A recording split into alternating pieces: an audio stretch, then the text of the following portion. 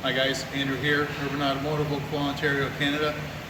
Here to talk to you about a couple power steering cooler and transmission oil cooler while we've got the front end of this part. Now this is in for a completely different issue. We're replacing the rad support in this, which is a very big job. But while we were at it, we had here a power steering cooler that was leaking, as well as the fittings on the transmission oil cooler that were that were leaking. The whole point of this is a big heavy work truck, extra loads always while driving. If you're towing, you want to have additional coolers on this. Your power steering and your transmission are both hydraulic units. The harder they work, the higher the temperature builds up in those systems.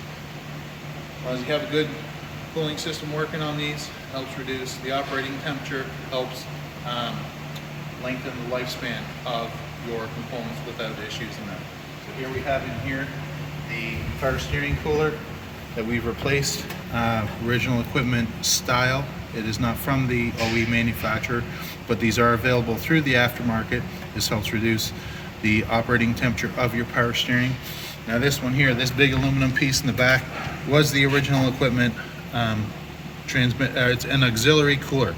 Primarily the transmission fluid flows through the radiator to help bring down its operating temperature.